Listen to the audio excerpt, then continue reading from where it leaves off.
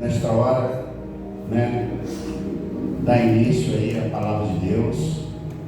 Nós estamos na série Frutificar, e o tema desta noite é: o que te impede de frutificar? Então, nós estamos na série Frutificar, e o tema é: o que te impede de frutificar? Nós vamos ver algumas coisas. Eu coloquei aqui 3 situações, né, que atrapalham a frutificação na nossa vida. São elas: a falta de cuidado com a vida espiritual, os espinhos do mundo e quando nós não semeamos. Isso impede de frutificar. Quando você não está cuidando da sua vida espiritual, aí a gente vai entender como que a gente cuida dela. Os espinhos desse mundo, que não são poucos, né? O espinho tem o papel não só de prensar, mas ele tem o papel também de machucar. E muitas pessoas machucadas não conseguem frutificar. E quando nós simplesmente não semeamos, né? Aquele que semeia pouco também ceifará. E quem não semeia nada ceifará também, né? Isso é a matemática. Quantos estão entendendo? Digo amém? Amém. Então, vamos ler a palavra de Deus em Mateus, no capítulo 13, no verso 18.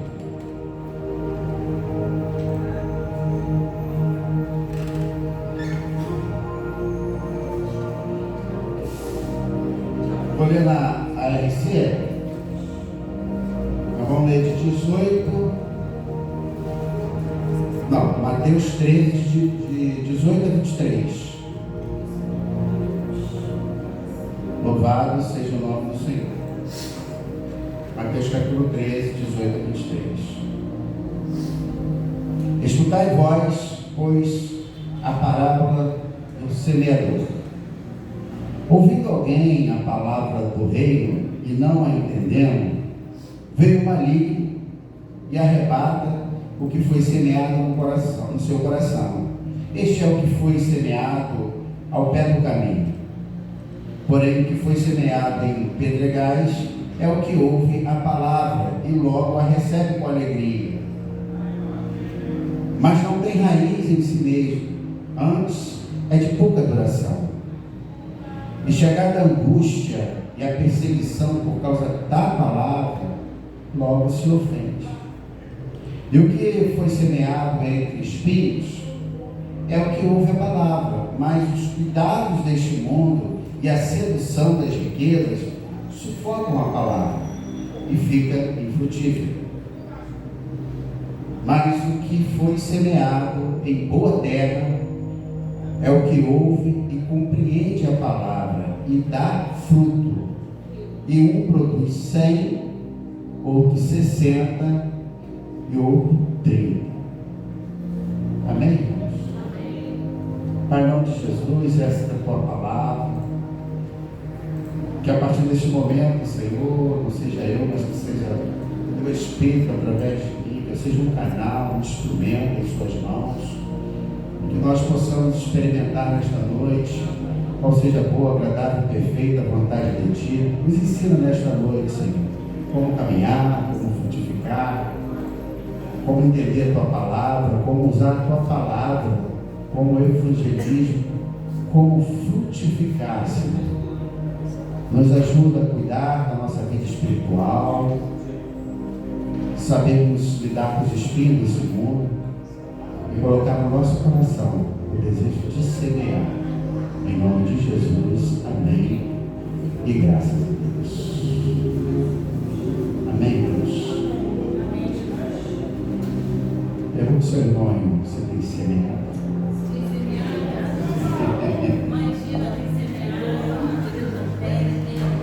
Louvado seja Deus.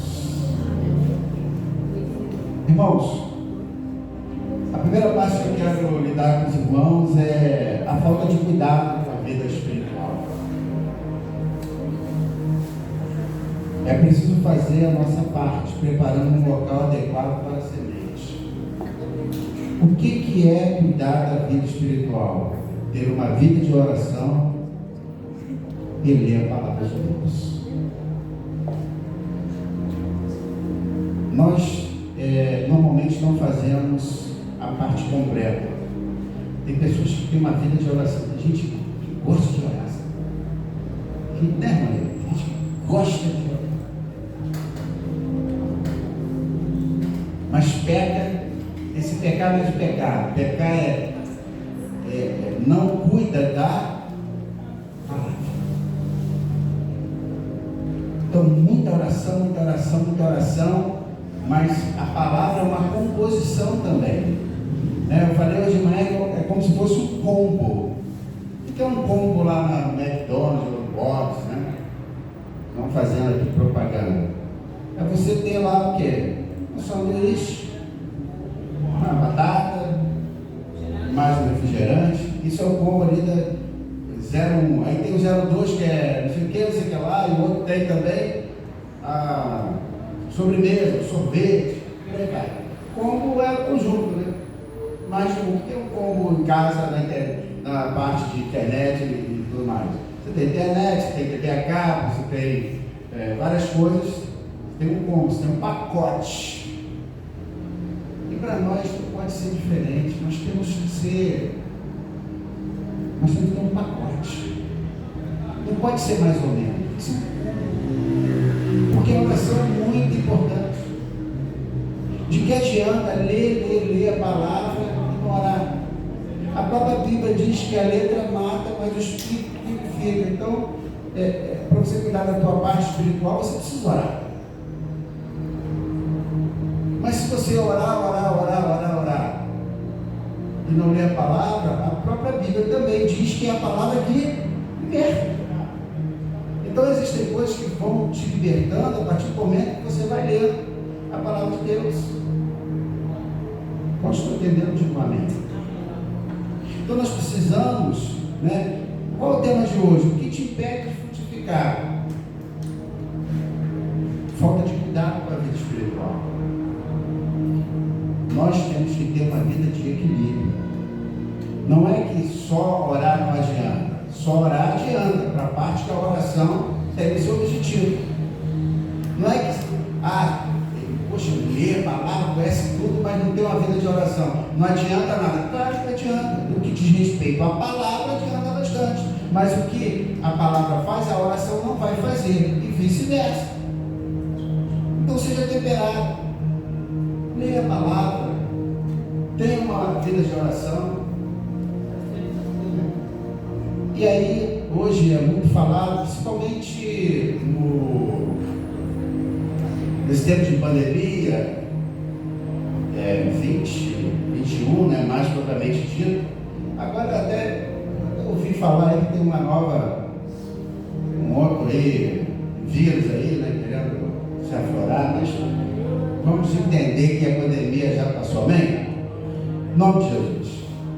E aí no ano de 2020, 2021, ouviu-se mais a palavra devocional. Nunca se ouviu tanto falar em devocional.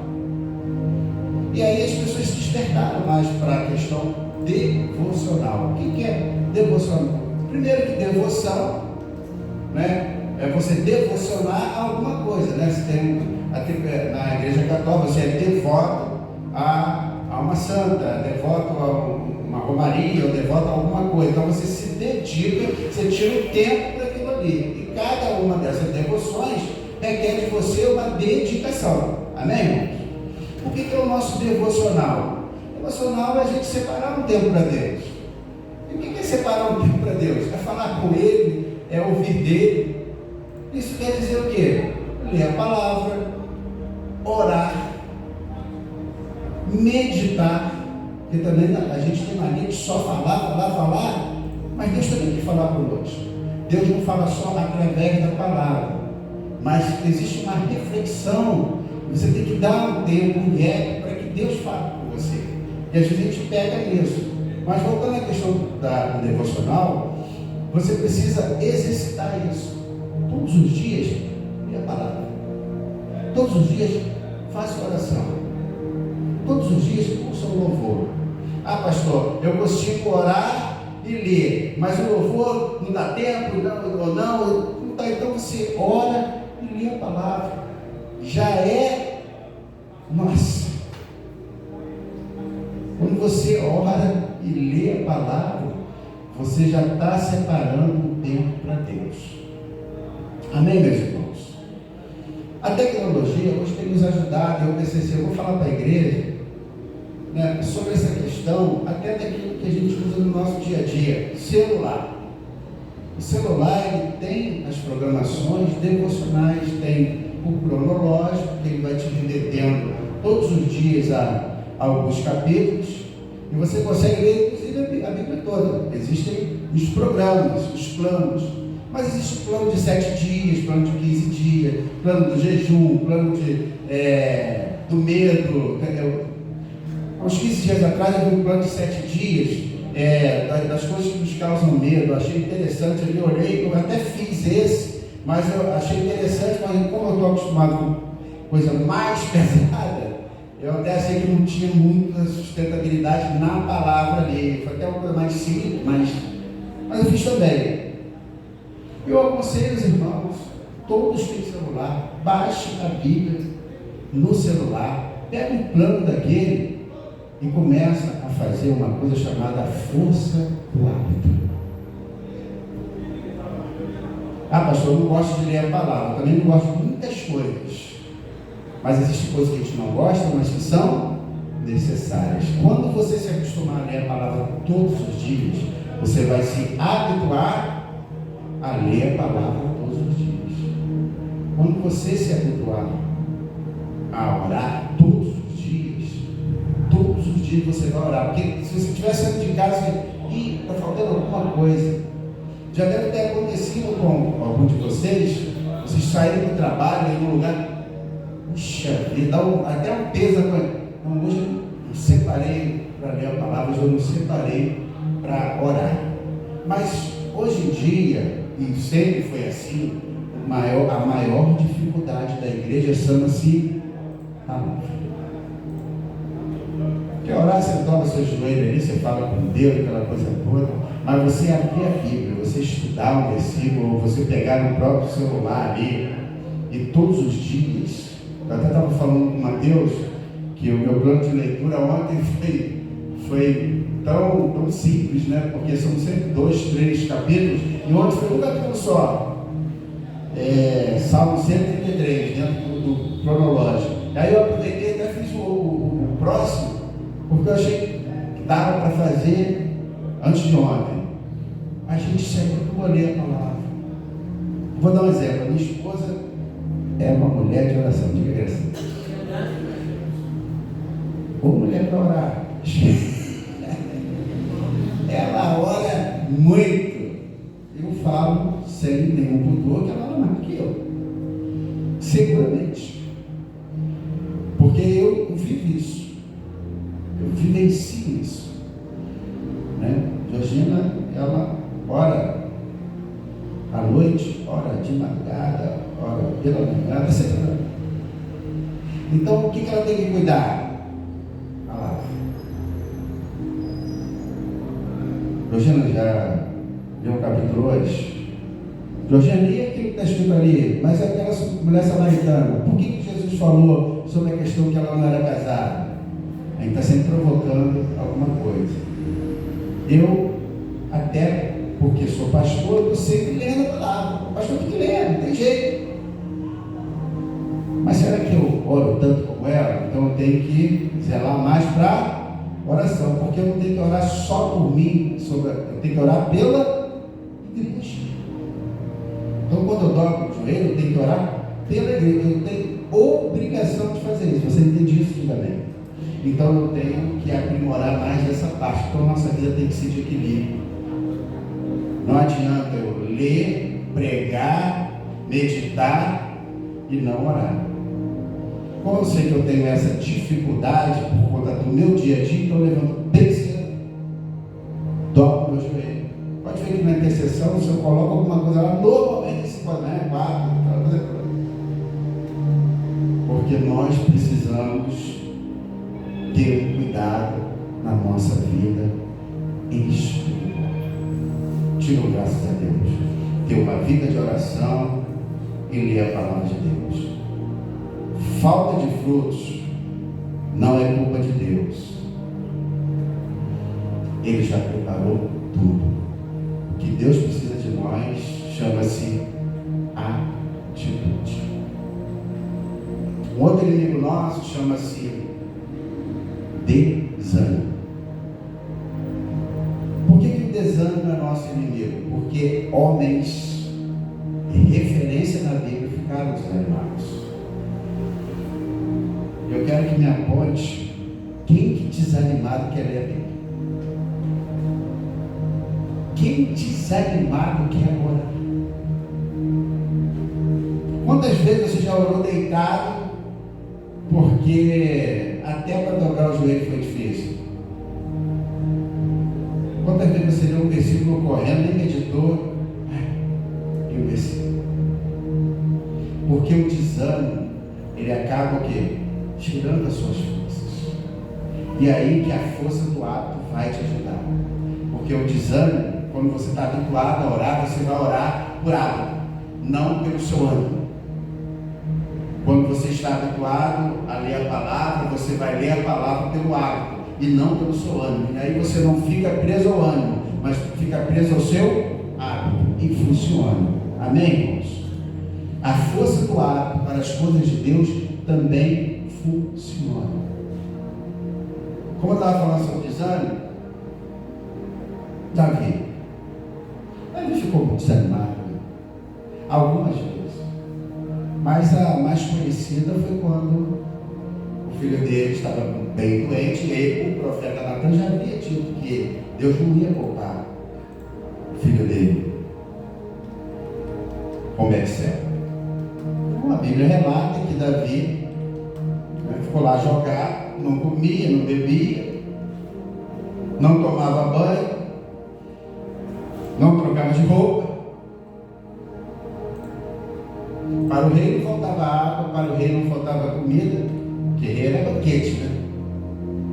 E para o rei não faltava roupa, porque ele tinha os melhores panos de chebulinho e seda e tudo que era muito mais difícil para qualquer pessoa, para o rei era fácil, ele tinha com fartura, mas o rei despesou tudo isso. Ele ficou jogado, porque ele ficou desanimado. A Bíblia diz que Josué também estava desanimado. Por quê? Porque o próprio Deus falou: Josué, levanta-te e tende bom ânimo. E o desânimo é o grande desafio do crente. Porque o inimigo das nossas vidas, ele ataca muito nessa área, na área do desânimo, na área do cansaço. E existe um peso, irmãos, que não é o peso de você trabalhar duro o dia todo. Existe um peso espiritual. E esse peso espiritual só enfrentando com oração e palavra. E muitas vezes com jejum. E quem desanimado quer jejuar? Apóstolo, quem desanimado quer jejuar? Ninguém. Ah não, eu desanimado, eu logo jejum, leio lá 3, 4 capítulos e fico 1 hora orando. Não é verdade. Porque é um cansaço. Esse cansaço não é só físico. Esse cansaço é um cansaço espiritual. Então, quem tem uma vida de oração e quem lê a palavra, quando está desanimado, tem que fazer por hábito. Porque o hábito é mesmo. Se você tem o hábito de escovar os dentes, eu duvido você dormir sem escovar os dentes. Está faltando alguma coisa? Não. Eu tenho o hábito de escovar os dentes, eu não vou dormir sem escovar o dente. Agora, quem tem o hábito de não escovar os dentes antes de dormir, escovando ou não? Então, qual é a força ali? É o hábito. Não é nem a higiene, a força é o hábito. Então, eu quero trazer para vocês usar o hábito. Habitudes. Vir à igreja também é hábito. Sabe por quê? É toda vez que você vê a igreja que você está querendo vir à igreja. Toda vez que você está aqui, você está com vontade. Pergunta para o seu irmão, toda vez que você está aqui, você está com vontade? Você vem com vontade? Eu quero ver ele responder, né? Eu quero ver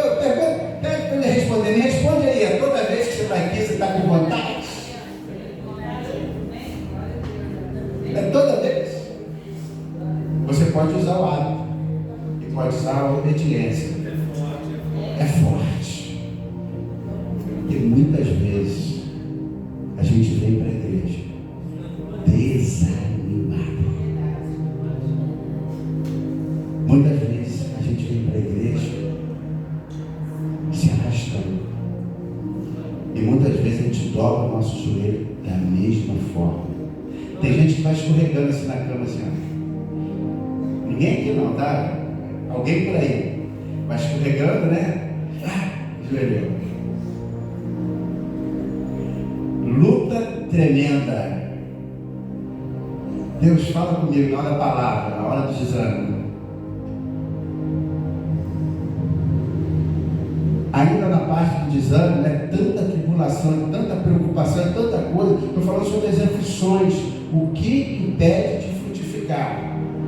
Você só pode frutificar se você tiver alguma coisa. Você entende isso? Diga amém. Então essas coisas fazem com que você não se enche para poder dar fruto. E o seu fruto venha a permanecer. Então primeiro você tem que tratar de você. Você tem que ter um cuidado com a sua vida espiritual. São os desafios, as aflições deste mundo que fazem com que a pessoa não queira avançar, queira desistir. E aí você dobra o seu joelho. Ninguém aqui faz isso não. Algumas pessoas fora daqui dobram o joelho, ao invés de orar a Deus, começa a pensar, sabe o quê? Amanhã tem que pagar a conta tal, amanhã tem que fazer isso aqui, e amanhã tem que, e o mercado amanhã em Guanabara, e será que vai faltar? E estão dizendo que vai faltar comida? Aí quando você vê, gente, eu não estou orando, eu estou pensando nos meus problemas. Ainda que você pegue os seus problemas e coloque, que é Bíblia, coloque aos pés do Senhor, aí sim, aí você está orando. Mas muitas vezes a gente dobra o joelho e a gente sai da oração e fica na preocupação, sim ou não? E aí você fica até constrangido, Senhor, eu estou falando com o Senhor. Eu estou preocupado e estou pensando nas preocupações. Eu estava conversando essa semana com o pastor Eduardo, meu amigo, estava falando assim, esse Eduardo foi na sexta-feira. Falei assim, poxa, ontem eu fiz uma oração tão ruim, que foi quinta, né? Na sexta-feira eu estava falando com o Eduardo. O Eduardo é um amigo meu e é pastor, e a gente trabalha no escritório, a gente troca muita experiência. Aí eu falei, por quê? Porque eu comecei a falar com Deus o que eu não tinha. Eu comecei a reclamar. E a pior oração que tem é a oração da reclamação. Porque você acha que você tem direito a alguma coisa. Quando você reclama, é porque você está reivindicando. Eu merecia ter, eu tinha que ter e não tenho. Aí eu falei, Eduardo, eu comecei a falar com Deus algumas coisas que eu estava almejando, que não estava acontecendo. E aí depois eu comecei a ficar muito incomodado, porque o próprio Espírito Santo começou a me mostrar aquilo que eu tenho. Irmãos, preste bem atenção, antes de você pensar nas coisas que você não tem, pensa nas coisas que Deus já te deu. Olha, isso te dá um refrigério, te dá algo tremendo. Hoje pela manhã eu estava falando,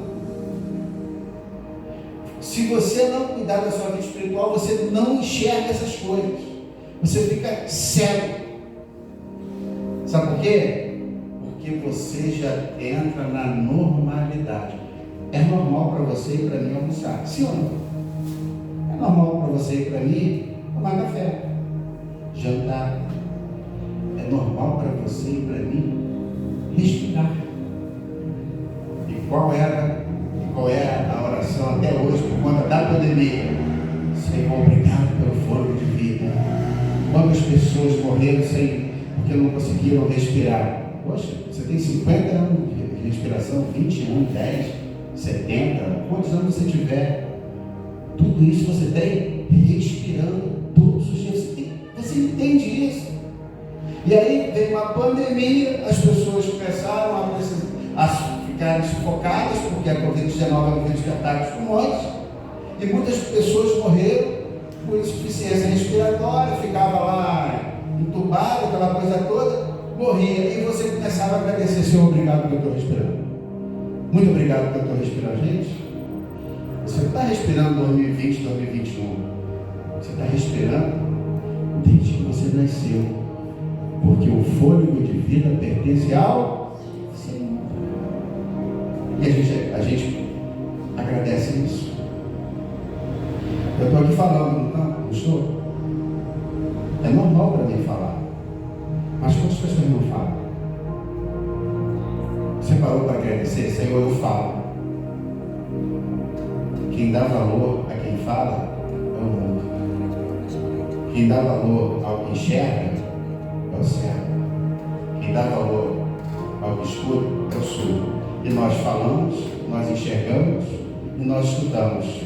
Você já agradeceu por isso? Eu nem vou pedir para você perguntar qual foi a última vez que você agradeceu, porque você ouve, que você fala, que você enxerga. Sabe o que é? É natural. Natural para a gente. Mas para as pessoas que não têm essa bênção, para elas não é natural. Então, para você e para mim, dá o recado. Antes de começar a falar com Deus as coisas que você não conseguiu, ainda começa a agradecer as coisas que você tem. Porque o morador de rua, o dia que ele tiver um teto para morar, ele vai agradecer a Deus que tem um teto para morar. E você tem todos os dias. E qual foi a última vez que você agradeceu a Deus? Senhor, eu tenho um teto para morar. Porque quando começa a chover, quando começa a esfriar, você já se conscientizou que tem pessoas na rua, na chuva, no frio e com fome? E você está dentro da tua casa. Começa a cuidar da sua vida espiritual e aí você vai começar a enxergar as coisas que você tem. Porque o inimigo desse século é para cegar as pessoas. Ele cega o nosso entendimento. Mas se você cuida da tua vida espiritual, você vai enxergar. Louvado seja o nome do Senhor. Segundo ponto, os espíritos do mundo. Nosso tema é o que impede de frutificar. E tem bastante espírito nesse mundo. Porque o espírito tem muitas funções, né? Ele machuca, ele sufoca, coloca uma semente em meio ao espírito. O espírito vai sufocando. O mundanismo. Os frutos do mundo não deixam frutificar. Porque quais são os frutos do mundo? São os frutos enganadores. E aí hoje pela manhã eu estava falando sobre o Steve Jobs.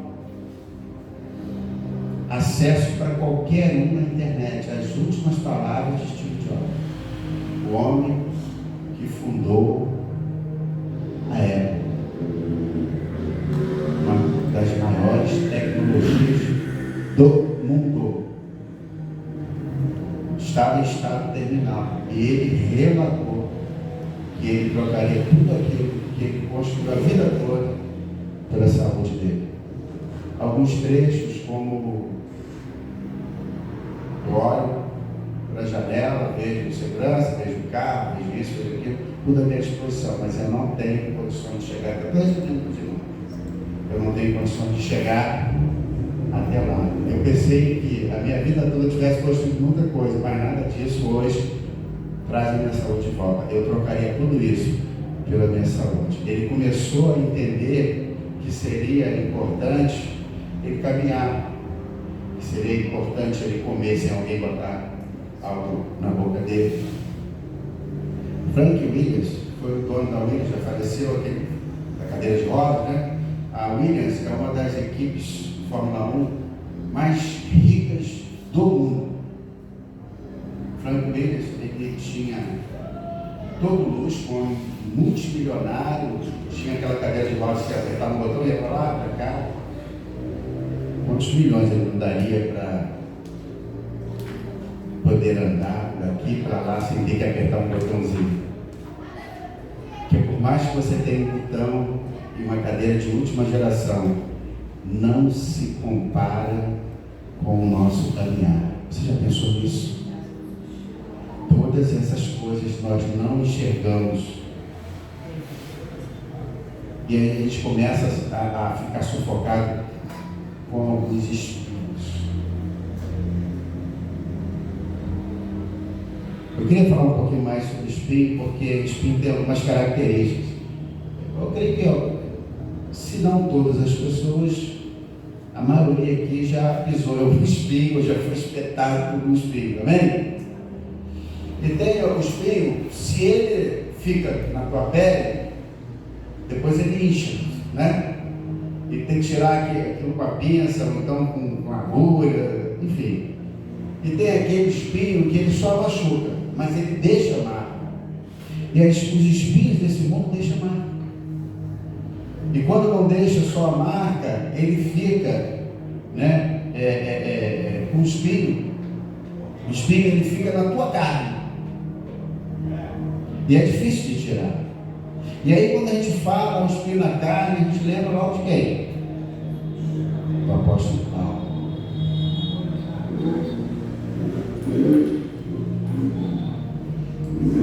Ele disse que 3 vezes ele pediu ao Senhor, e as 3 vezes o Senhor levou. Porque ele tinha um espinho na carne. E o Senhor falou para ele assim: a minha graça te basta. Todos os espinhos que você tem passado, que te impedem de frutificar, a graça do Senhor vai bastar na sua vida, na minha vida. Porque o poder do Senhor se aperfeiçoa nesse momento da nossa fraqueza.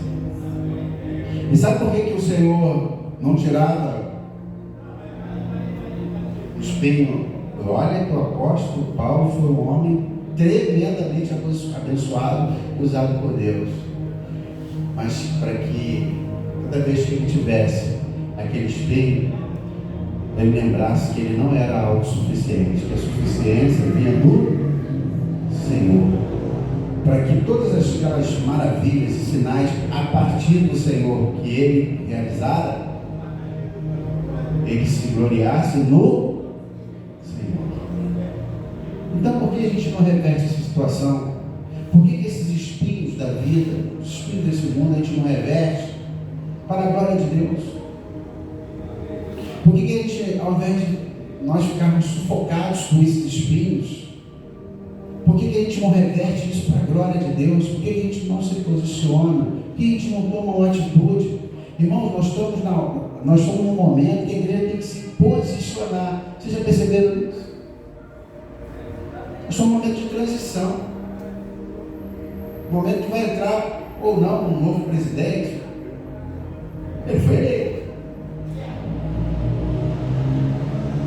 E a igreja não pode se dividir por conta disso. Eu não quero sair do tema frutificar, mas vou abrir só um parênteses aqui para dizer que, às vezes, a própria igreja está divergindo entre si por conta de política, por conta de voto. Tem pastores que não estão respondendo no WhatsApp porque votou na esquerda, ou então porque outro votou na direita. Agora a esquerda e direita, não tem mais centrão, não tem centro-esquerda nem centro-direita, agora tudo é um lado ou outro, mas a igreja não tem lado. Nós somos irmãos em Cristo, e as pessoas não estão respeitando isso, e o diabo entra nisso, porque aonde há divisão, há operação maligna. Não tem porquê eu bloquear um pastor. Até isso está acontecendo.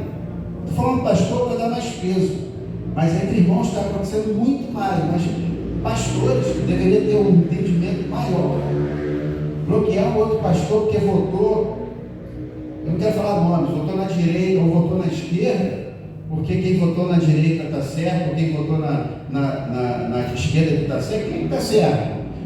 Não é sobre quem está certo, é que nós não podemos entrar nessa briga. Nós temos que nos unir e orar para que o Brasil prospere. A igreja não pode se dividir, mas tudo isso o próprio inimigo segue a igreja. E as pessoas estão começando a ficarem sufocadas. Eu estive com o Josina no supermercado essa semana. Aí a Caixa falou, não foi? Olha, ontem foi uma loucura aqui. Eu falei, por quê? Porque no dia que nós fomos não estava uma loucura, né? Ah, porque teve um boato de que ia faltar mercadoria. Olha, tinha gente pegando 3, 4 caixas de leite amarradas de... Perdão que eu estou rindo aqui, mas é porque eles cegam o entendimento das pessoas. Ela falou, olha, uma confusão aqui nesse mercado. E pior que as pessoas pegavam, mas na hora não tinha como levar tudo, ou não tinha dinheiro, não tinha como levar.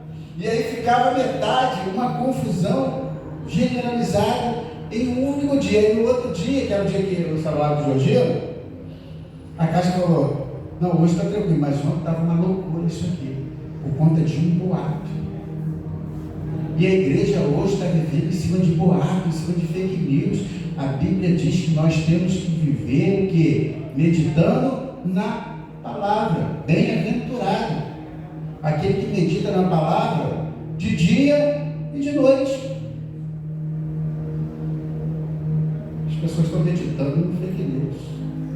Bom, já abri esse parênteses. Eu estou falando sobre sufoco. As pessoas estão sufocadas. Porque falar é fácil, mas viver a palavra é muito difícil. Se liga, como se não bastasse o celular, esse negócio de grupo é uma coisa tremenda.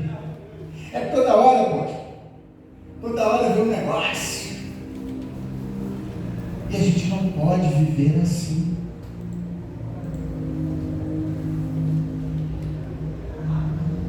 Abra tua Bíblia em Isaías, no capítulo 5, no versículo 2.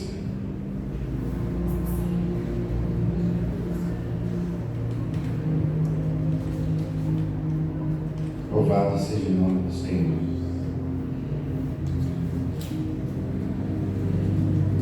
Glória a Deus. Vou falar aqui sobre preparação.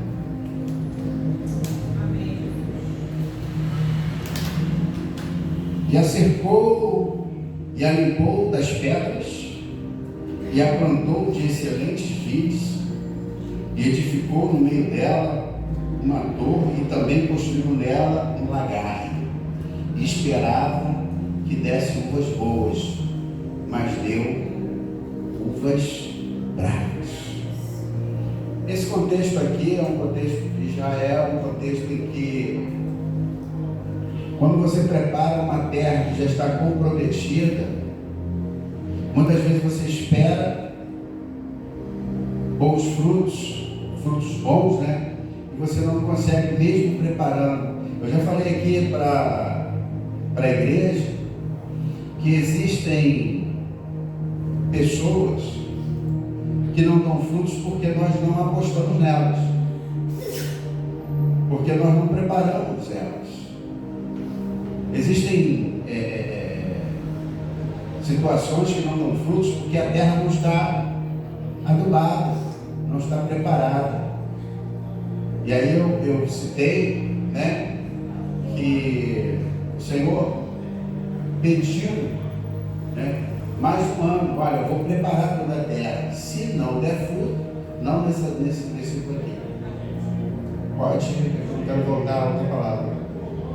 Aí pode arrancar e jogar fora. Mas existem situações, irmãos, que a gente prepara algo que já está tão comprometido que não vai dar fruto. Isso vai acontecer. E nós temos que ter discernimento. Porque a própria Bíblia diz que toda árvore que dá fruto, o Senhor faz o quê? Ele poda, ele limpa para que dê mais fruto. Mas aquela que não dá fruto, Ele corta e joga fora, mas esse jogar fora é para quem realmente não dá fruto. Pergunto a você e a mim: é toda árvore que dá fruto? Claro que não. Mas existem árvores que nós não preparamos a terra e elas não dão fruto, porque você não dá a oportunidade de frutificar. Quantas pessoas, estou falando aí de espelho, são sufocadas por esse mundo, são sufocadas por esses espinhos, são aliciadas pelas riquezas e pelas ofertas deste mundo, que o texto também fala sobre isso. Mas eu e você não fazemos nada. Você conhece a areia movediça?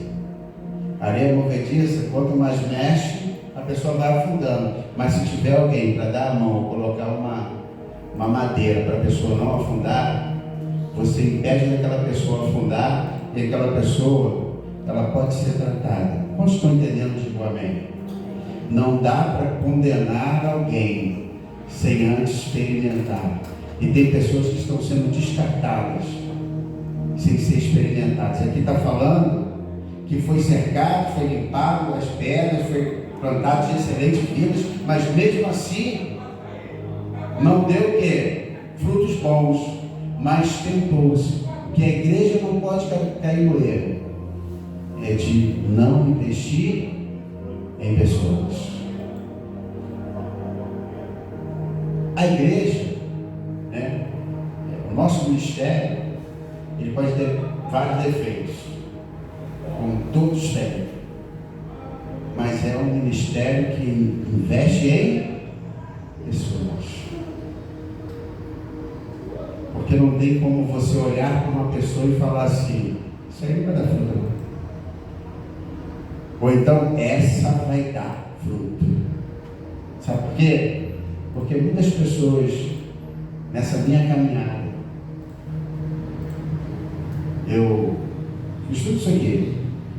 Limpei, plantei, adubei, nessa passagem aqui, achando que fosse dar fruto. Pelo contrário, não, além de não dar fruto, ela atrapalhou outros frutos. E às vezes pessoas que a gente pensa até que poderia não dar fruto, nós investimos e dão fruto. E o fruto permanece. O que a gente aprende aqui? A gente aprende que a gente tem que investir em pessoas. E muitas vezes pessoas que estão sufocadas pelos espíritos deste mundo. E aí elas são sufocadas sozinhas, porque não tem ninguém para tirar elas de lá. Jesus, quando veio à terra como homem, ele deu oportunidade às pessoas. Ele fala para uma mulher adulta: aqui está a sua oportunidade. Não falou assim, oportunidade, né? Ele disse assim: vá e não pegues mais. Ele deu oportunidade daquele ladrão à direita e à esquerda. Ele deu oportunidade para os dois. Mas o da direita aproveitou o quê? A oportunidade. Quem era Pedro? Pedro era um homem ignorante, um homem bruto, um homem, ele tinha temperamento, né, de pessoa bruta, e ele era ignorante porque não tinha estudo. Então juntava a parte cultural com a parte do temperamento dele. Eu já ministrei um estudo aqui sobre temperamentos transformados, que são os temperamentos que nós temos por base, os temperamentos de homens, personagens bíblicos. Pedro foi lapidado. E olha que grande obra esse homem fez. Raabe foi fundamental em Jericó. E ela era o quê? Uma prostituta. E aí Deus deu oportunidade para ela através de Josué. Então, tanto no Velho Testamento como no Novo Testamento, nós vemos situações em que as pessoas têm oportunidade Deus não vai cobrar de você porque você deu oportunidade e não aproveitar. Deus pode cobrar de você e de mim porque você não deu oportunidade.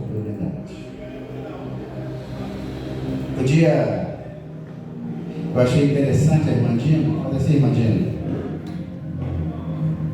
Você pode aplaudir o Senhor pela vida da irmã Dina? Glória a Deus. A igreja, se eu tivesse, eu não gosto de citar nomes, né, mas a gente tem um carinho muito grande pela irmã Dina, uma pessoa sem alteração. Sabe que é uma pessoa sem alteração? Trabalho zero. Irmã Dina é uma pessoa que nunca deu trabalho e nunca vai dar. Desde que nós conhecemos a irmã Dina, ela é isso que nós estamos vendo. Uma pessoa amorosa, fala pouco, calma, temperada. Eu achei interessante que o Miguelzinho, graças a Deus, já está bem, já teve alta. Perguntando para a irmã Riva, a filha dela. E aí ela falou assim: mamãe está querendo ir na célula. Né? Aí eu falei assim: sim, a célula vai ser célula laranja. Então, pastor, você fala para mim, passa aqui no zap para mim o endereço que ela vai. Aí eu passei o endereço, falei: então você fala para ela que tem que fazer assim. Não, ela já sabe onde é, ela só quer saber o apartamento. Diga glória a Deus. E aí eu vi lá, passei para a irmã Ria. E daqui a pouco, quem aparece lá na cela? A irmã Dina. A idade que ela tem, né? Com as dificuldades que ela tem. Às vezes pessoas têm 3, 4 vezes, aí eu não estou mandando recado para ninguém não, menos idade do que a irmã Dina, sente dificuldade para ir numa cela. A irmã Dina foi, só queria saber aonde era o apartamento. E aí a gente aprende a oportunidade. A pessoa só fala para rir assim, e depois a Gina reforçou, né? Vai lá sim. A pessoa diz: tudo bem, irmã Riva, mas é melhor ela ir nos cultos, sabe por quê? Porque não sei se vai dar tempo de marcar com ela e tudo. Até ofereci, né? Não, ela vai direto. Diga graças a Deus. São as oportunidades que às vezes a gente dá para a pessoa porque não julga a idade, não julga as dificuldades, não julga as limitações. Eu louvo a Deus porque essa igreja dá oportunidade para todo mundo. Olha, você pode não fazer nada da igreja se você não quiser, porque oportunidade você tem. E tem a maior oportunidade: ouvir a palavra de Deus. Ponto número 3, que hoje temos Santa Ceia. O que impede também de frutificar é o 3 e o último: quando nós não semeamos. Aí vai frutificar. Não semeamos, não colhemos. Se não investirmos, não podemos esperar fruto. É preciso investir e não guardar a semente. Eu achei interessante quando eu estudei isso aqui. Às vezes estão muito guardados, embrulhados, e semente guardada não frutifica. Muitas vezes você não frutifica, não é porque você não tem para semear, é porque você guarda. E a gente já entendeu, quando você guarda o talento, o que acontece, o que o Senhor pensa dessa não atitude. Deus não vai fazer a sua parte. Repita comigo: Deus não vai fazer a minha parte. Mateus capítulo 13, versículo 22. Louvado seja Deus, que nós já até lemos aqui, mas: e o que foi semeado entre os espinhos, que ouve a palavra, mas os cuidados deste mundo e a sedução das riquezas sufocam a palavra e fica infrutífero. Quando fala assim, ouve a palavra, mas os cuidados deste mundo, é porque pesa na balança. Tem gente que está com o pé dentro da igreja e com o pé no... Tem pessoas que só se sentem bem na igreja se imitar alguma coisinha. Você tem que ter alguma coisinha de lá. Se você não tiver uma coisinha de lá, você não consegue. Não, eu vou estar na igreja, mas alguma coisinha do mundo eu tenho que ter.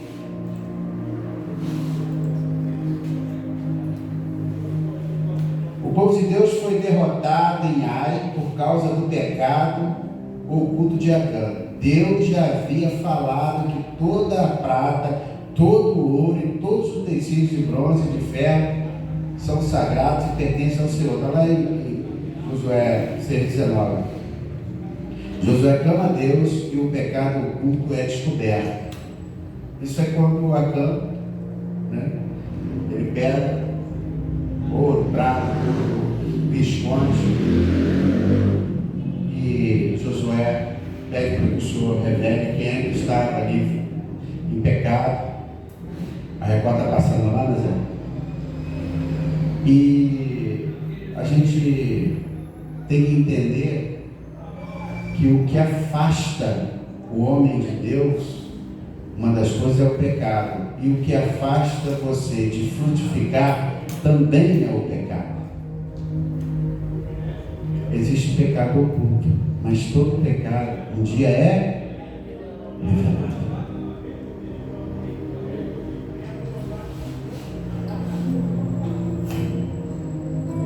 As estações certas, já estou terminando, de cada coisa. Vimos que para haver frutificação precisamos compreender o processo do plantio e colheita. Eu fui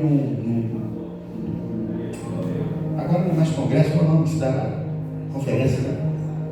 Está modernizando agora os nomes. É a mesma coisa, né? Só que fui numa conferência e estava lá um pastor, né? Até fui presenteado com o livro dele, pastor Renan, e ele estava falando sobre esse processo que às vezes nós não temos paciência. Cada ministério existe um processo de frutificação. Tem processos que são rápidos, mas não são duradouros. Outros são rápidos e duradouros. Outros são longos e não são duradouros, mas outros são longos e são duradouros. Cabe a cada ministério entender qual é o processo. Só que esse processo, cada ministério é o quê? Rápido e duradouro. E aí vem a ansiedade, vem a pressa. E a gente fica muito mais preocupado com o resultado na pressa do que a raiz. Hoje usa-se muita palavra. Hoje em dia os crentes são muito rasos. Eu prefiro usar outra expressão. Hoje existem, não é fraco, até um pouco ofensivo, mas crentes que não são enraizados. Eu dei o exemplo daquela erva que quebra pedra, que ela dá isso para pedra. Aí você puxa assim, tira com facilidade. Tem gente na igreja que é assim. O inimigo tira da igreja com muita facilidade, porque não está enraizado. Sabe o que vai enraizar a mim e a você? Por isso que no início dessa mensagem eu falei que nós temos que ter um combo. Porque o que vai enraizar você é a palavra, não é a oração. A oração vai te sustentar, mas o que vai te enraizar é a palavra. É a palavra que vai libertar, é que vai esclarecer. Quantos estão entendendo? Diga um amém.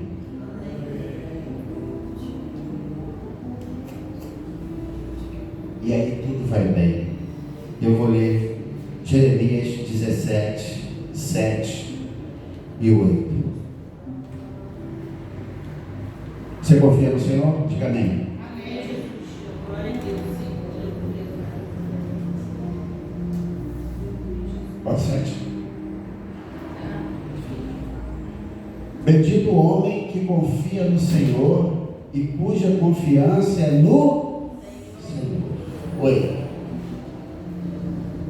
Porque será como a árvore plantada junto às águas, que estende as suas raízes para o ribeiro, e não receia quando vem o calor, mas a sua folha fica verde, e no ano de sequidão não se preocupa nem deixa de dar fruto.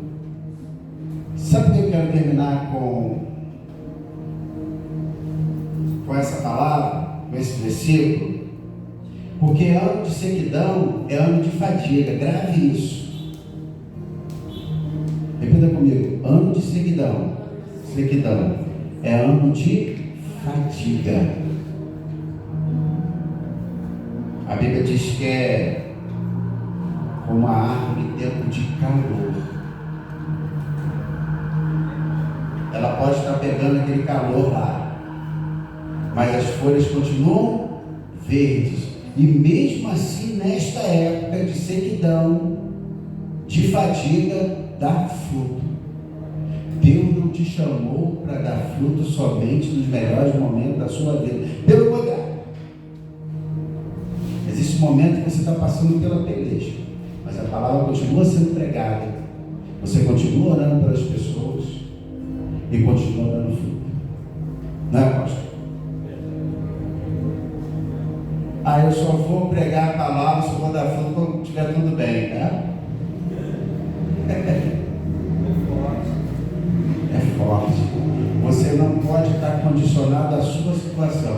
Você tem que estar condicionado à palavra de Deus. Olha só, eu só vou vir aos domingos aqui trazer a palavra quando estiver tudo bem, tá? Você nem sabe quando é que está tudo bem comigo, porque não tem um domingo que eu não fale aqui que Deus é o Deus da cura, que Deus é o Deus da prosperidade, ou que o Deus faz e que Ele pode todas as coisas. A palavra não vai mudar diante da minha situação. O pastor está falando, sabe por quê? Porque todo domingo ele está tão bem.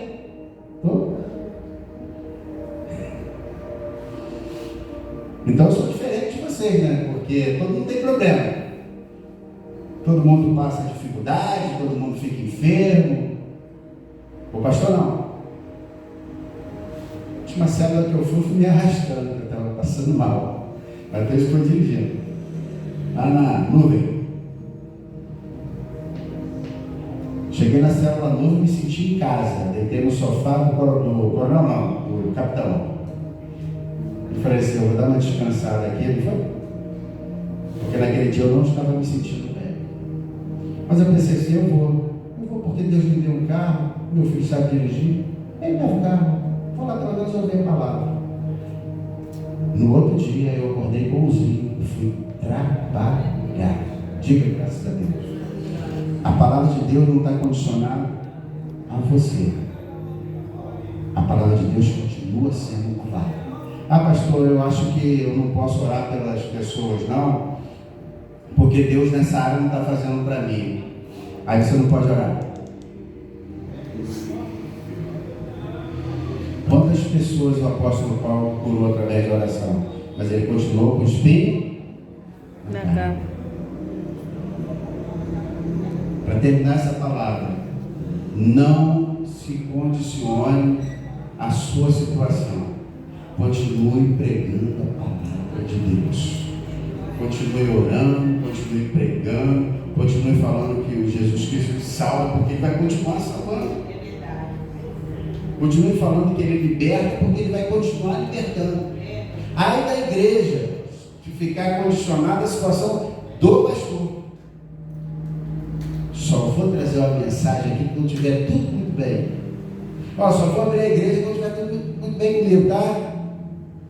Alguns dias aqui essa porta estaria fechada, porque o pastor também passa por luta.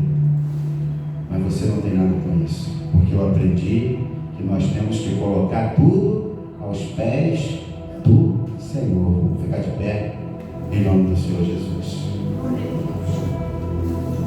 Glória a Deus.